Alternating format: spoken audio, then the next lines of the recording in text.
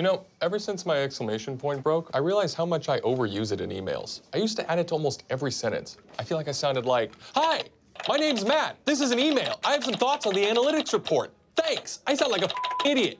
And yet you love dogs, the exclamation point of animals. Listen to this email and tell me if it sounds okay without exclamation points. I've attached the docs you've asked for. I sent them last week. I guess they got lost in your inbox. Anyway, let me know if there's anything else you need help with. Thanks. You just use periods? Yeah. Should be fine. I've attached the docs you asked for. I sent them last week. I guess they got lost in your inbox. Anyway, let me know if there's anything else you need help with. Thanks. Did you get Matt's email? This is an attack. It's assault and battery. It's both.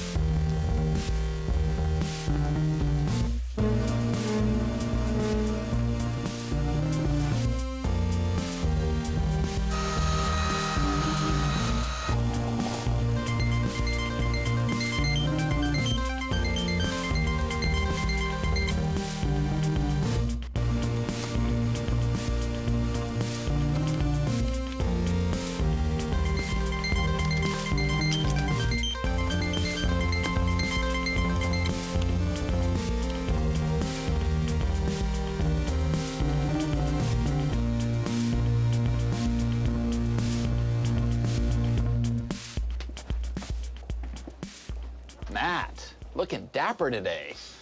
Kate, you okay? You look tired.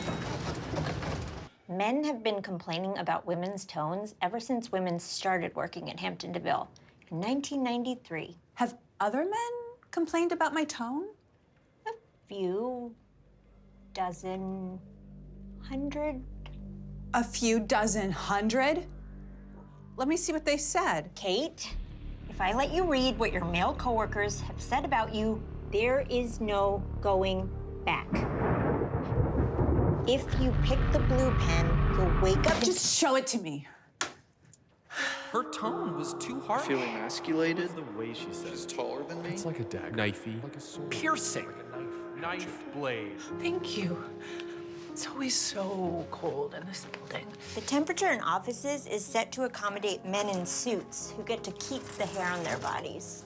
But luckily, I've developed ways of adapting. It is always shocking to be reminded how Pathetically sensitive the men in this office are. That's why I've compiled a list of the best tones to use for men in the office. I could teach you, and in exchange, maybe you could pull some strings with the guy who controls the AC around here. Deal. The most popular tone among men in the office is one I like to call horny toddler.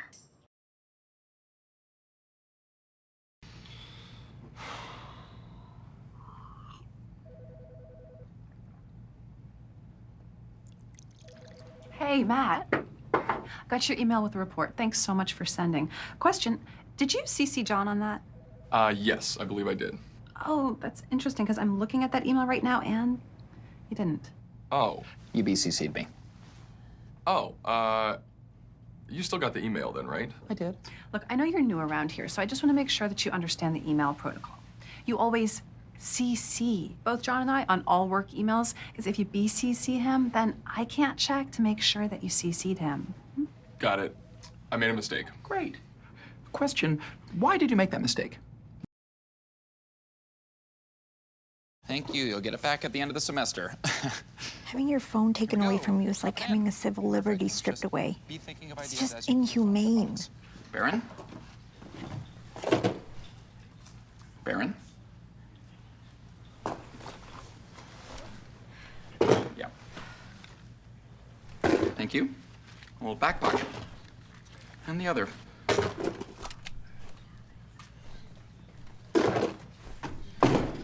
Okay. Stand up. Sorry I have to do this, but I just want to have a nice focused meeting.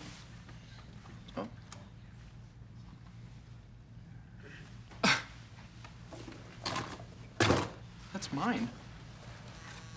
My dad's finally responding. Oh, God.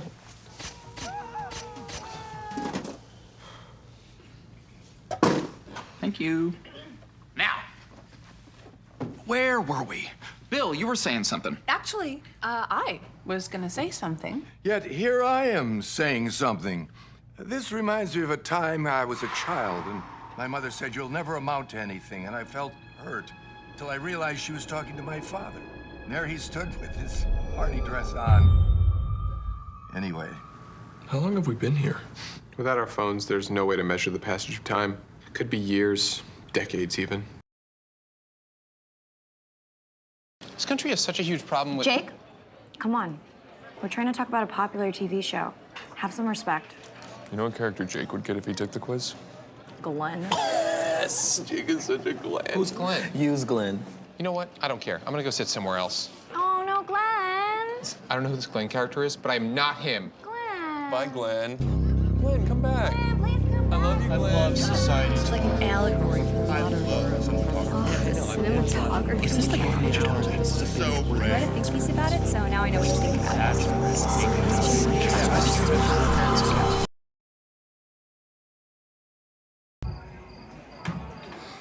Oh, hey, Kate. How are you doing? Well, I'm an adult executive at what appears to be a college party. Where's your date? I fired him. Oh, I'm sorry. Don't be. I had a Groupon for him anyways. I'm actually out here hiding from John. I've never seen a grown-up consume so much dairy. He has the diet of a 5-year-old with osteoporosis. It's ridiculous. You want to hit this? Kate, you smoke weed? Oh, don't be so surprised. It's the weekend, and I'm a human being. Oh, shit. Smoke weed, get crazy, getting crazy. Smoke weed. Well, I feel a little better. It's slightly more tolerable to be at this party right now. Okay, Jake, you're gonna go in there and be confident and direct and exude a raw sexual energy which nobody can deny. Let's go. Oh my God, perfect. You're both here. First of all, happy Remember Day. Oh, thank you, Jake. I'll get straight to the point. Listen, I've been a junior executive in training for about 5 years now, and it's technically a 1-year program, so wow. Anyway, I am all trained up, and I'm ready to be a junior executive. As my mentors, promoting me would be a huge win for both of you.